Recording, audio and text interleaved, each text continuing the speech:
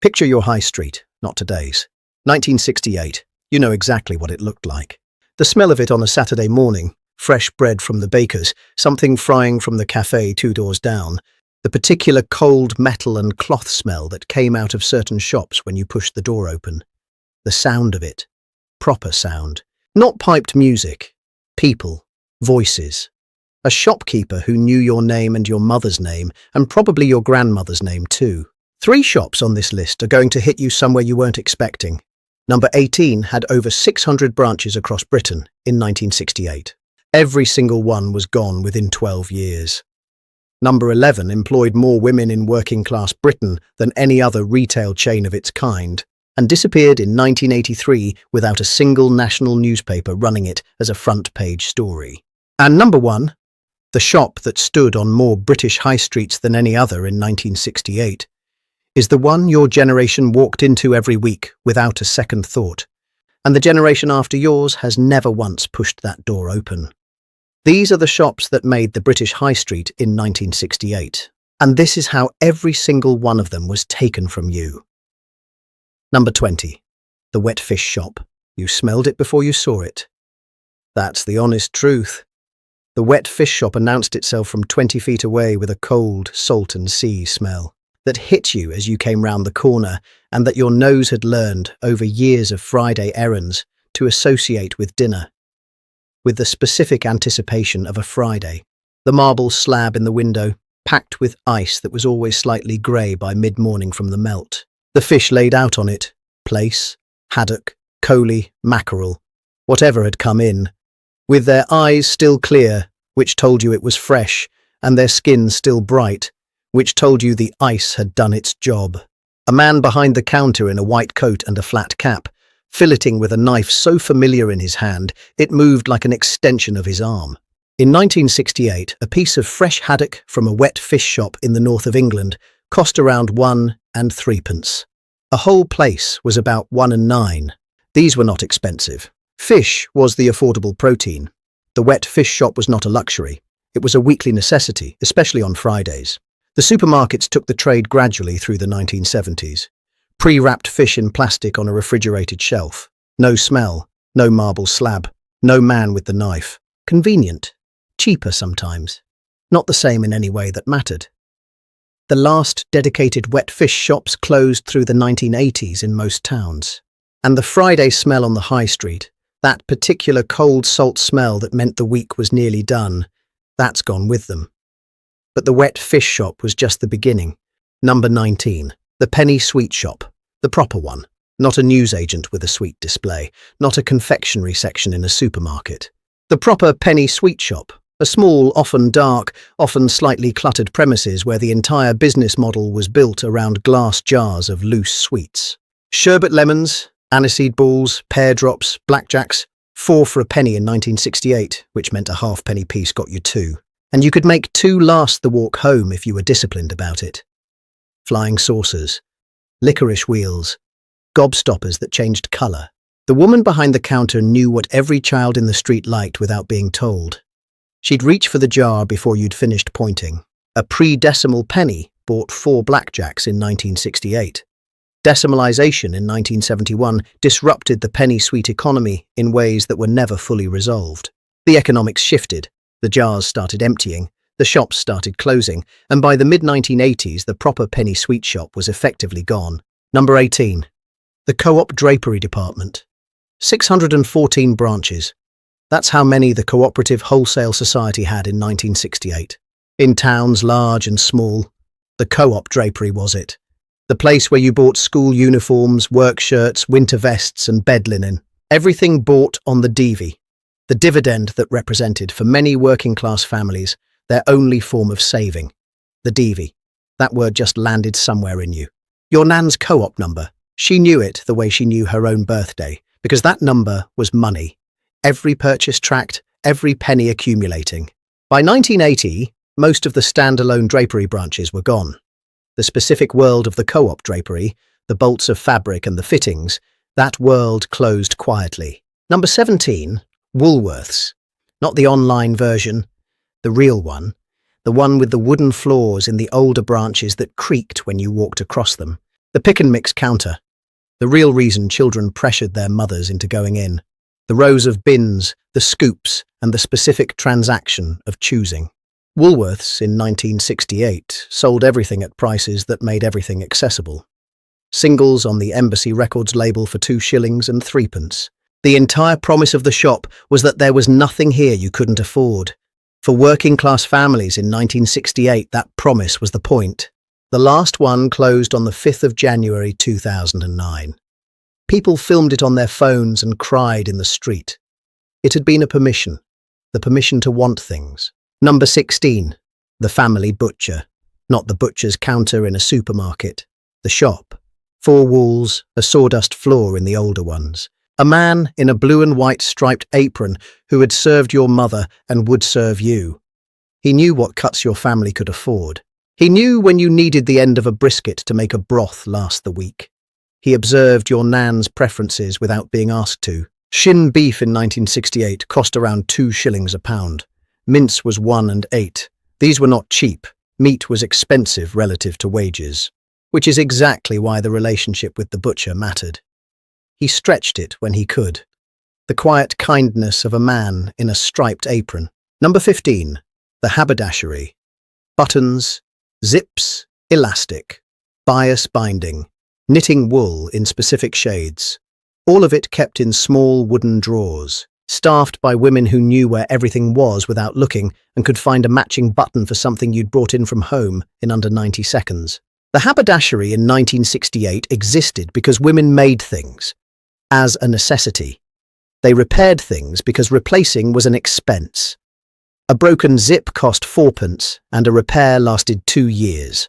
The haberdashery didn't die quickly, it faded. As clothes became cheaper through the 1970s and 1980s, the economics of repair became less compelling. Number 14. The radio and television rental shop. Thorn, EMI. Radio rentals, DER. The place where you went not to buy a television, but to rent one. In 1968, renting a black and white television cost around 7 shillings and 6p a week. These were manageable sums on a working man's wage. The rental shop was also where you went when the television stopped working. A man came to your house and fixed it or replaced it.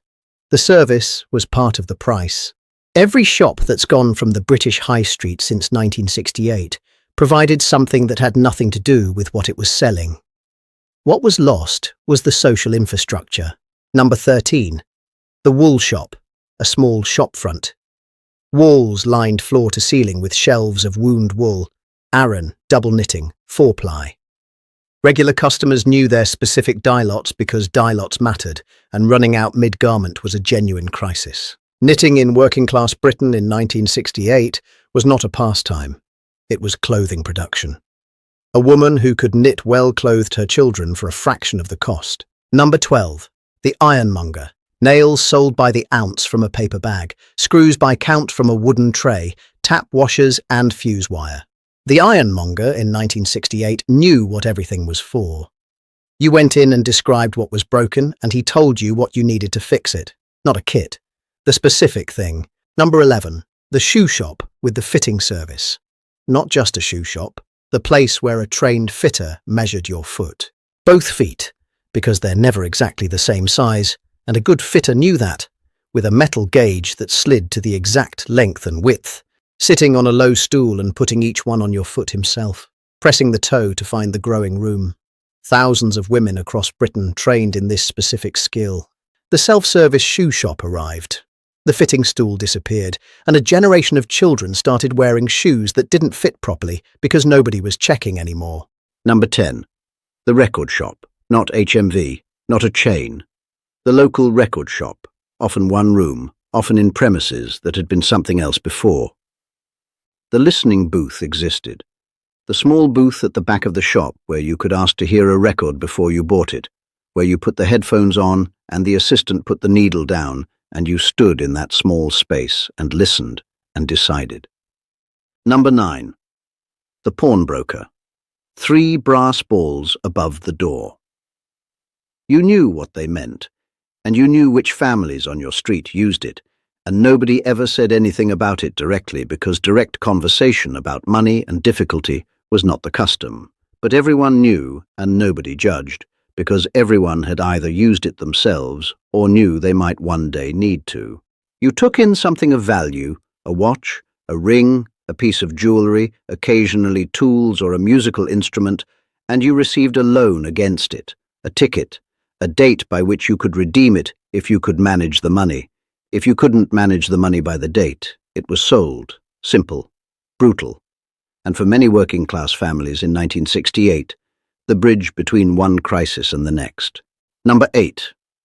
The Lyons tea shop. Not a cafe, not a restaurant. A tea shop. A J. Lyons and Company tea shop, which in 1968 still had branches in most British towns of any size, and which occupied a specific social position that no modern establishment has come close to filling.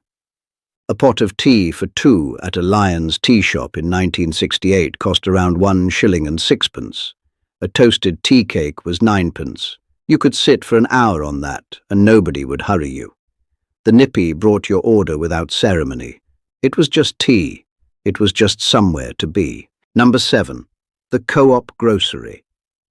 The branch that was within walking distance of almost every working-class household in Britain, that had been there since before your parents were born, that was run as a cooperative, which meant that its profits went back to its members rather than to shareholders in a city none of them had ever visited. The divvy. Again. Your nan's co-op number, used at the grocery counter every time she shopped, logged against her account, accumulated through the quarter, paid out at the end.